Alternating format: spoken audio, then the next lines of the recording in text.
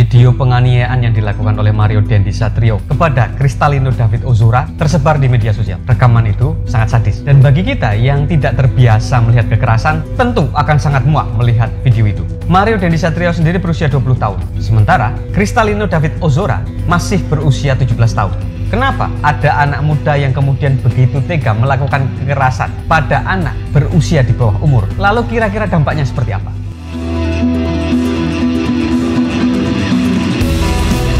Ingatan kita sebenarnya belum hilang sama sekali terkait dengan kasus-kasus penganiayaan, terutama yang berkaitan dengan kekerasan yang berujung kepada kematian. Beberapa saat lalu kita diramaikan dengan peristiwa yang dilakukan oleh Verdi Sambo terhadap Yosua Huta Barat. Ini terjadi pada institusi kepolisian, dan kini kejadian yang nyaris serupa terjadi meskipun di ranah yang lain. David, panggilan akrab Kristalino David Ozora, bahkan terancam kehilangan nyawa akibat ulah Dendi. Pengungkapan kasus ini sebenarnya masih terus berlangsung. Begitupun dengan kronologis kejadiannya.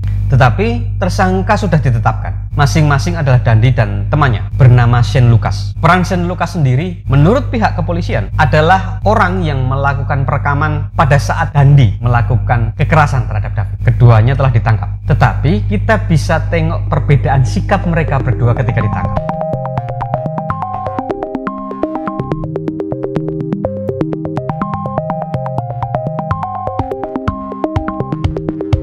Ini kesan yang kita tangkap dari penangkapan tersebut. Dendi itu terlihat lebih percaya diri. Raut wajahnya terlihat tanpa emosi, tanpa ekspresi.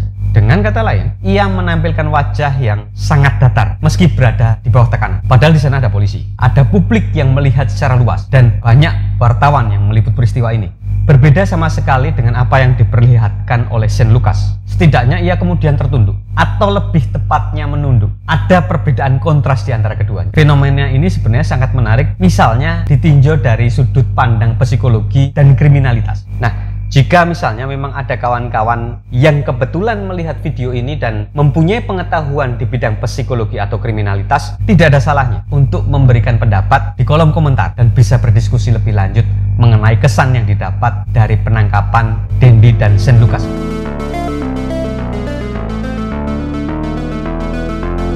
Terkait dengan kekerasan yang dilakukan oleh Dendi, tiba-tiba kemudian saya teringat akan sebuah hal. Seorang pemuka agama Katolik yang berasal dari Brasil bernama Dom Helder Camara. Ia pernah menulis teori tentang kekerasan, teori yang kemudian dikenal luas sebagai spiral kekerasan. Dom Helder Camara mencetuskan teori ini pada saat Brasil di bawah kendali rezim militer sekitar tahun 60-an. Secara sederhana, teori ini mengatakan bahwa ketika muncul kekerasan, maka akan diikuti dengan kekerasan-kekerasan yang lainnya. Dengan kata lain, kekerasan itu menimbulkan dendam yang tidak berkesudahan. Dan kekerasan yang dimaksud oleh Dom Helder Camara bisa dilakukan oleh orang atau personal, juga bisa dilakukan oleh institusi, atau yang bersifat secara struktural.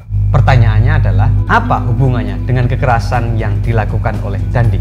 Mario Dendi Satrio adalah anak dari Rafael Alun Trisambodo yang merupakan Kepala Bagian Umum Kantor Wilayah Direktorat Jenderal Pajak Jakarta Selatan II. Dan situasi yang dilakukan Dandi terhadap David sebenarnya tak hanya membuat sedih keluarga, tetapi banyak yang lainnya juga ikut bersedih. Apalagi situasi ini kemudian tersebar di media sosial, termasuk video kekerasan yang muncul, yang kemudian kalau kita lihat sungguh berada di luar batas kemanusiaan. Oke, Dandi memang telah ditangkap oleh pihak kepolisian dan dijadikan tersangka. Tapi ternyata situasinya tidak berhenti sampai di situ. Kekerasan yang dilakukan Dandi menimbulkan kemarahan pada pihak yang lain. Tidak hanya pada keluarga korban, tetapi lingkungan sekitar korban turut mengalami kemarahan. Bahkan orang lain, orang yang mungkin tidak mempunyai hubungan saudara dengan keluarga David, juga mengalami hal yang sama, marah. Ini adalah kemarahan yang menular.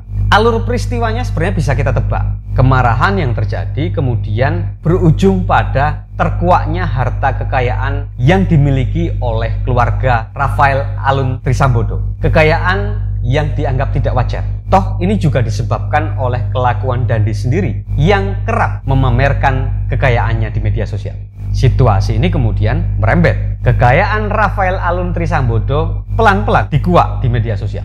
Juga banyak pihak yang kemudian mempertanyakan dari mana asal kekayaan itu, karena jumlahnya begitu besar. Akibatnya seperti yang sama-sama kita ketahui, Kementerian Keuangan sebagai institusi yang membawai soal perpajakan di Indonesia menjadi lahan kritikan, terutama di media sosial.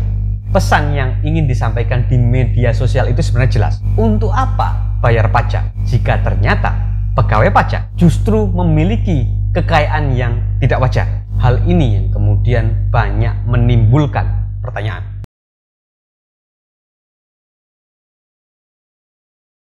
Sampai di sini ada pertanyaan lebih lanjut. Apa hubungannya antara peristiwa Dandi dengan teori yang disampaikan sebelumnya, yaitu yang berasal dari Dom Helder Camara mengenai kekerasan? Sebagai sebuah landasan berpikir, teori Dom Helder Camara mengenai kekerasan ini ada kesesuaian dengan peristiwa yang dilakukan oleh Dandi. Kekerasan yang akhirnya memicu kekerasan-kekerasan yang lainnya. Tentunya konteks kekerasan disesuaikan dengan zaman sekarang. Jika pada saat itu Dom Helder Camara menguraikan teorinya, kekerasan yang dimaksud berbentuk kontak fisik, kekerasan secara fisik. Tetapi kali ini berbeda. Kekerasan dimaknai jauh lebih luas. Dalam konteks kasus Mario Dandisatrio, kekerasan yang dilakukannya menimbulkan kemarahan orang lain. Tidak hanya pada Dandi sebenarnya, tetapi juga kepada keluarganya, orang tuanya, termasuk institusi negara yang mengurusi perpajakan di negeri ini. Jadi ini seperti sebuah siklus, seperti sebuah lingkaran, seperti yang diuraikan oleh Dom Helder Camara. Kekerasan akan menimbulkan kekerasan yang lainnya, seperti sebuah dendam. Meski begitu, apa yang dilakukan Mario Dandisatrio terhadap David adalah sebuah kesalahan besar yang seharusnya tidak terjadi. Sungguh mengerikan apabila kemudian kasus ini tidak dituntaskan secara transparan oleh pihak kepolisian sebagai aparat penegak hukum di negeri. Jika kawan-kawan ada komentar, ada kritik, atau saran, atau mau berdiskusi, silahkan tulis di kolom komentar. Terima kasih sudah menyimak. Jangan lupa subscribe agar channel ini terus berkembang. Terima kasih. Sampai jumpa.